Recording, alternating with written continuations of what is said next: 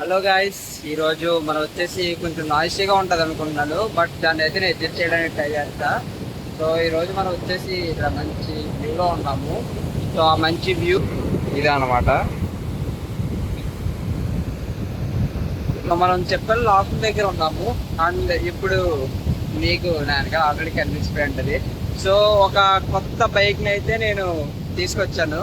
So అది మా friend bike. So దాన్ని కూడా కస్టమ్ మోడిఫికేషన్ చేయించుకున్నాడు.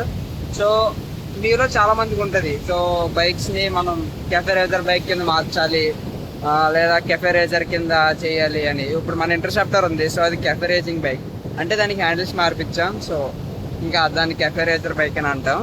సో మన జీటీని కూడా అలాగే నచ్చు. అండ్ అలాంటి ఒక బైకే మన ముందు ఉంది ఈరోజు. ఇదే జావా 42. సో చూసారు కదా. సో ఈ బైక్ అయితే కస్టమ్ మేడ్, అంటే హ్యాండిల్స్ మార్పించుకున్నారు బైక్వి. అలానే మనకి ఇవి ఉన్నాయి కదా ఎగ్జాస్ట్లు, వీటికి కూడా డీబీ కిల్లర్స్ అయితే లేవన్నమాట. సో మనకి చూసుకోండి, ఇప్పుడు చూసుకుంటే మీరు హ్యాండిల్స్ అయితే మార్పించారు మన ఫ్రెండ్. లైక్ వీటికి R15V2 హ్యాండిల్స్, ఇవి హ్యాండిల్స్ ఉన్నాయి కదా R15V2 హ్యాండిల్స్. సో ఒకసారి లుక్ చూసుకోండి బైక్ది.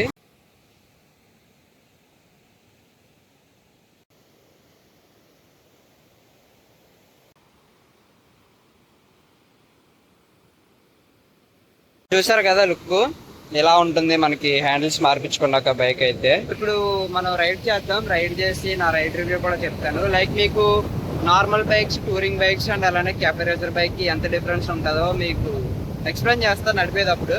అండ్ అలానే ఇది ఎంత చూడడానికి లుక్ ఎంత బాగుంటుందో, అంతే ఎంత ప్రోస్ అయితే ఉంటాయో అన్ని కాన్స్ కూడా ఉంటాయి. సో అంతా మనం రైడ్ లో మాట్లాడుకుందాం. So let's go.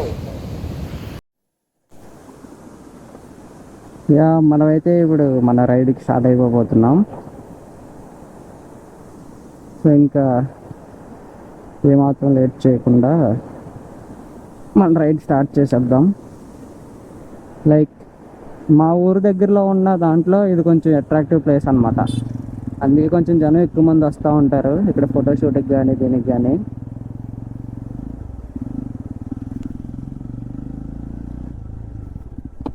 సో ఇప్పుడు మనం హైవే దగ్గరలోనే ఉన్నాం. హైవే పక్కన ఇది స్పాట్ అయితే. Let's go. హైవే మీదకి వచ్చేసాం. సో ఇప్పుడు మనం ఈ బైక్ గురించి మాట్లాడుకుందాం. సో ఇది జావా 42 మీకు కనిపిస్తుంది కదా. సో జావా 42 బ్లాక్ కలర్ అనమాట. సో ఈ బైక్ అయితే మా ఫ్రెండ్ది. మా ఫ్రెండ్ కూడా కొంచెం ఇన్స్పైర్డ్ బై మీ అని చెప్పచ్చు. బట్ ఏంటంటే మనోడు జావా 42 తీసుకొని దీనికి టూరింగ్ హ్యాండిల్ ఉంటుంది కదా, లాంగ్ హ్యాండిల్, దాంతో వాడాడు. బట్ మనోడైతే సాటిస్ఫై అవ్వాలి లుక్. సో ఇంకా హ్యాండిల్స్ మార్పిద్దామని డిసైడ్ అయిపోయాడు. అందుకే మనకి ఈ హ్యాండిల్స్ ఉన్నాయి కదా, సో ఇవి క్లిప్ ఆన్ హ్యాండిల్స్ అంటారు వీటిని. సో ఈ clip on handles cafe racing లుక్ని తీసుకొస్తాయి బైక్కి. సో మీ అందరికీ అంతవరకు తెలిసిందే. సో ఈ హ్యాండిల్స్ వచ్చేసి R15V2. సో ఇవి మార్చడానికి మనోడు చాలా కష్టపడ్డాడు. అంటే ఎలాగంటే చెప్తున్నా మీరు. అండ్ మీకు ఒక మెయిన్ విషయం ఏంటంటే, మీరు ఉన్న ఇలాంటి క్రూజింగ్ బైక్స్ ఉన్నాయనుకోండి మీ దగ్గర. సో మీరు వీటిని క్యాఫే రేజర్స్ కింద మార్చాలి అనుకోండి. అప్పుడు మీరు ఫస్ట్ చేయాల్సిన పని ఏంటంటే మంచి మెకానిక్ని కలవడం. సో ఎవరు పడితే వాళ్ళని చూస్ చేసుకోవద్దు. అండ్ మంచి మెకానిక్ని వెళ్ళి కలిసి అండ్ వాళ్ళు సజెషన్స్ ఇస్తారు మీకు. సో ముందు ఎక్స్పీరియన్స్ ఉన్న వాళ్ళని కలండి, ఇవన్నీ చేసి ఉన్న వాళ్ళని. సో వాళ్ళు మీకు సజెషన్స్ ఇస్తారు. ఎలా అంటే, సో మీకు మీ బైక్కి ఈ హ్యాండిల్ సెట్ అవుతాయి లేదా ఈ హ్యాండిల్ సెట్ అవుతాయి అని చెప్తారు. సో వాళ్ళ దగ్గరికి వెళ్ళండి. అప్పుడే మీరు మార్చే డెసిషన్ తీసుకోండి. సో అప్పుడు ఏంటంటే మనోడు ఫస్ట్ V3 తీసుకొచ్చాడు హ్యాండిల్స్. V3 మార్చడానికి సెట్ అవ్వలేదు. సో ఇక్కడ ఇవి ఉన్నాయి కదా, ఇవి బాగా పెద్దవి ఇచ్చాడు V3కి. అందుకని చెప్పేసి పట్టమన్నాడు ఆయన. సో ఇంకా మార్చేసి మళ్ళీ ఒక 10 days తర్వాత V2 హ్యాండిల్స్ అయితే తీసుకొచ్చాడు. అండ్ మెకానిక్ దగ్గరికి వెళ్తే అతను చేస్తానన్నాడు. సో అవి ఏంటంటే చేస్తాడు. లైక్ నేను V3 హ్యాండిల్స్ తీసుకొచ్చినప్పుడు మెకానిక్ దగ్గరికి, V2 ఇవి పెట్టించినప్పుడు వెళ్ళలేదు. అయితే తీసుకున్నారనమాట. మొత్తం ఫిట్టింగ్ ఎంత అయ్యింది. బట్ ఇక్కడ మనకి కొంచెం గ్యాస్ వెల్డింగ్ అయితే చేశారు. అది పెద్ద ఇష్యూ కాదు. లైక్ మనకి ఇవి పెట్టాలంటే కనుక ఏమన్నా కదా ఫోర్క్, ఆ ఫోర్క్ పైకి లేపి జాకర్ ఫోర్క్ పైకి లేపి సస్పెన్షన్స్ అంటాం మనం, అవి పైకి లేపి ఫిట్ చేయాలన్నమాట. సో అలా పైకి లేపి ఫిట్ చేశారు అన్న. అలా పైకి లేపి ఫిట్ చేస్తే ఏం ప్రాబ్లం రాదంటే ఖచ్చితంగా వస్తుంది, వచ్చింది కూడా. ఇది కొంచెం గతుకులు వచ్చినప్పుడు ఏంటంటే ఆ, ఇది ఉంది కదా సస్పెన్షన్ కింద వెళ్తుంది, అంటే మనకి మనకు సౌండ్ వస్తుంది సస్పెన్షన్ గతుకులో పడినప్పుడు. సో అదొకటి ఇష్యూ ఉంది, మిగతాదంతా బాగానే ఉంది. అండ్ మీరు చేయించుకోవాలన్నప్పుడు చెప్తున్నారు కదా, ఖచ్చితంగా మెకానిక్ని అయితే కలండి. అండ్ ఇది సో మీకు లుక్ చూసారు కదా ఎలా ఉందో, so proper cafe racing look అనమాట. బైక్ నచ్చింది నాకు కూడా, చాలా బాగా నచ్చింది, లుక్ చాలా బాగుంది. అండ్ నడిపేటప్పుడు కూడా ఫీల్ చాలా బాగుంటుంది, మంచి రేసింగ్ ఫీల్ వస్తుంది. అండ్ ఇప్పుడు మన ఇంటర్సెప్టర్ ఏంటంటే దానికి జీటీ హ్యాండిల్స్ వేయించాను, సో అందుకే నో ఇష్యూస్, అంత తిరగక్కర్లేదు దానికి ఆ జీటీ హ్యాండిల్స్ వేయించడం వల్ల. సో దానికి ఆప్షన్స్ ఉంటాయి, జీటీ హ్యాండిల్ ఆప్షన్ దానికి ఉంది, బట్ మనకి జావా కానీ హోండాకి కానీ వీటికి ఆప్షన్స్ ఉండవు. సో ఇలాగ థర్డ్ పార్టీ మార్కెట్లో తీసుకున్నవి వేసుకోవాలన్నమాట, థర్డ్ పార్టీ బైక్స్వి. సో అందుకే మనకి కొంచెం ఇబ్బంది అయింది, బట్ మిగతాదంతా పర్ఫెక్ట్ అనే చెప్తాను. సో అండ్ ఇంకోటి ఏంటంటే 100 పైకి క్రూజింగ్ చేసేటప్పుడు నేను కాదు, మనకి ఓనర్ చెప్పాడు, బైక్ ఓనర్ మా ఫ్రెండ్. సో తను చెప్పింది ఏంటంటే 100 పైకి వెళ్ళేటప్పుడు కొంచెం స్ట్రగుల్ అవుతుంది 100 దాటడానికని, అదొకటి ఉందంట. సో మిగతాదంతా పర్ఫెక్ట్. సో లుక్ చూసారు కదా, లుక్ అయితే పర్ఫెక్ట్, అసలు మీకు ఎక్కడ మీరు ఎందుకు మార్చామని డిసప్పాయింట్ అవ్వరు. సో మీరు ఎవరైనా సరే మార్చాలి అన్న ఐడియా ఉంటే చెప్తున్నాను. సో జావాకి అయితే మనకి వీడియో హ్యాండిల్ సెట్ అవుతున్నాయి, సో వేరే బైక్స్కి ఏంటంటే మీరు రీసెర్చ్ చేయండి. అండ్ రీసెర్చ్ చెప్తున్నాను కదా, వెళ్ళండి మెకానిక్ని అడగండి, వాళ్ళు ఏం వేస్తానంటారు, లేకపోతే వాళ్ళు ఏం తెచ్చుకోమంటారని. సో మెకానిక్ని అడిగి అప్పుడు మీరు ప్రొసీడ్ అవ్వండి, లేదంటే ముందుగా పెట్టేస్తే డబ్బులు వేస్ట్ అయిపోతాయి అనమాట, ముందుగా హ్యాండిల్స్ అవి తెప్పించేసుకుంటే. అండ్ నేను కూడా చేసిన తప్పది. సో నా ఇంటర్సెప్టర్కి ఏంటంటే అమెజాన్లో పెట్టా, ఇది క్లిప్ ఆన్ హ్యాండిల్స్ అమెజాన్లో పెట్టాను. సో అవి సెట్ అవ్వన్నారు, సో దానికి కూడా సేమ్ ప్రాసెస్ చెప్పారు. బట్ నాకేంటంటే ఆల్టరేషన్ చేయించడం నచ్చదు కాబట్టి బైక్కి, నేను ఇంకా జీటీ హ్యాండిల్స్కి వెళ్ళిపోయా. అండ్ జీటీ హ్యాండిల్స్ లక్కీగా దొరికినాయి అప్పుడు నాకు. సో అదనమాట విషయం. సో ఇప్పుడు రైడ్ రివ్యూ, ఇప్పటివరకు హ్యాండిల్ గురించి మాట్లాడుకున్నాం.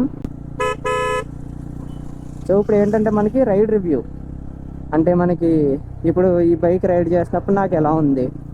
సో నార్మల్గా టూరింగ్ బైక్స్ లేదా క్రూజింగ్ బైక్స్ కెఫే రేజర్ కింద మార్చినప్పుడు మన రైడ్ ఎక్స్పీరియన్స్ ఎలా ఉంటుంది అది గురించి మాట్లాడుకుందాం. ఇది నా బైక్ గురించి కూడా మాట్లాడలేదు బట్ ఇప్పుడు రెండు కలిపి ఇప్పుడే మాట్లాడేస్తాను. సో ఫస్ట్ ఆఫ్ ఆల్ వచ్చేసి మనకి కంఫర్ట్ మిస్ అవుతాం బైక్ నడిపేటప్పుడు. సో మనకి ముందు టూరింగ్ హ్యాండిల్స్ లేదా లాంగ్ హ్యాండిల్స్ అలవాటు అయ్యి ఒకేసారి ఈ కెఫే రేసింగ్ స్టైల్కి వచ్చేసరికి మీకు ఖచ్చితంగా కంఫర్ట్ అనేది మిస్ అవుతుంది.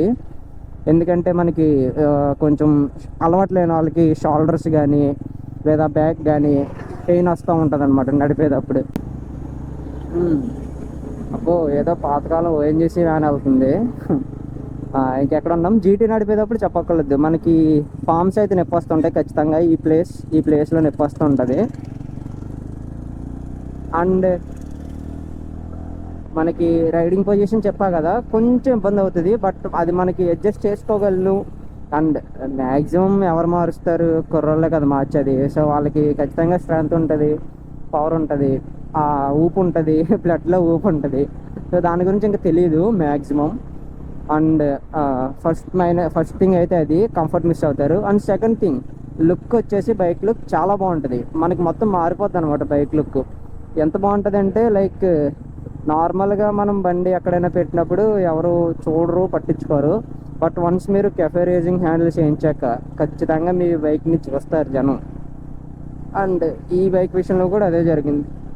లైక్ మనకి జావా రోడ్డు మీద వెళ్తే పెద్ద ఏముందిలే జావా అనుకుంటాం, బట్ ఈ హ్యాండిల్స్ వేయించుకుని వెళ్తే మాత్రం అట్రాక్ట్ అవుతున్నారు జనం, అదొకటి అబ్జర్వ్ చేశాను. అండ్ మనకి బైక్ పర్ఫార్మెన్స్ అంటారా కొంచెం అగ్రెసివ్ లుక్ మారుతుంది. అండ్ మనకి దానికోసం లైక్ మనకి వెళ్ళాలనిపిస్తుంది కానీ జాగ్రత్తగా వెళ్ళాలి బైక్ మీద ఎప్పుడు కూడా. అండ్ రైడ్ రివ్యూ అయితే ఇది. అండ్ మీరు లాంగ్ వెళ్ళొచ్చు అంటే ఎలాగంటే మనకి మనకి బ్యాక్ పొజిషన్ పెట్టుకోవడానికి ఏమి ఇబ్బంది ఉండదు, మనం స్ట్రైట్గా కూర్చోవచ్చు, మన అంతా బాగానే ఉంటుంది. లైక్ మనం రిలాక్స్ కూడా అవ్వచ్చు బైక్ మీద. ఇప్పుడు నేను ఉన్నాను చూడండి, స్ట్రైట్గా కూర్చున్నాను, ఇది ఇలాగే పట్టుకున్నాను, వెళ్తున్నా. సో అలా అనమాట. సో అంత మాట మనం ఇలా కిందకే ఉండాలి అని ఏం ఉండదు. మనం ఇలా అడ్జస్ట్ అయ్యి కూడా నడపచ్చు. సో అదొక మంచి థింగే చెప్పాలంటే. అది అయిపోయాక అంతే, లాంగ్స్ కూడా మనం వెళ్ళొచ్చు ఖచ్చితంగా, ఎందుకంటే అలాంటి ఇష్యూస్ ఉండవు. బట్ కొంచెం బ్రేక్ తీసుకోవాల్సి వస్తుంది మధ్యలో అప్పుడప్పుడు. సో అంతే, రైడ్ రివ్యూ అయితే ఇదే. సో ఇంకా మనకి బైక్ అయితే బాగుంది నాకు. సో కామెంట్ చేసి చెప్పండి మీకు బైక్ ఎలా అనిపించిందో. అండ్ మన ఇంటర్సెప్టర్ అది కూడా ఎలాగ అనిపించింది చెప్పండి. సో రెండింటికి సిమిలర్ రైడింగ్ పొజిషన్స్ ఉన్నాయి ఇప్పుడు. సో నేను రెండు నడిపాను, కాకపోతే ఏంటంటే నాకు రెండిట్లో అనిపించింది ఇంటర్సెప్టర్ బార్ ఇంకా అంటే హ్యాండిల్ కొంచెం ఇంకా వైడ్ ఉంటుంది మన బండిది. సో ఇది ఏంటంటే కొంచెం దగ్గరికి నొక్కినట్టు అనిపిస్తుంది నాకు. సో అదొకటి. మిగతాదంతా బాగానే ఉంది. బైక్ ఎక్సలెంట్, పర్ఫెక్ట్ అని చెప్తాను. సో బాగుంది, బైక్ నడపడానికి కూడా చాలా బాగుంది. So that's it for today. And మీరు కామెంట్ చేసి చెప్పండి మీ ఒపీనియన్ ఏంటో. అండ్ మీలో బైక్స్ ఉన్నాయా, మీ బైక్స్ని కెఫే రేజర్ కింద మార్చాలనుకుంటే ఖచ్చితంగా ఈ టిప్ అయితే ఫాలో అవ్వండి, మెకానిక్ని కలండి. అండ్ హెల్మెట్ లేకుండా ఎవరు డ్రైవ్ చేయొద్దు. సో రైడ్ సేఫ్, ట్రాఫిక్ రూల్స్ని పాటించండి, రాంగ్ రూట్స్లో వెళ్ళకండి, avoid the phone while driving. So that's it today guys, thanks for watching. And inspire అయ్యి రైడింగ్ ఎవరైనా చేయాలనుకుంటే సేఫ్గా చేయండి. That's for today. Thanks for watching. I'll see you in the next one.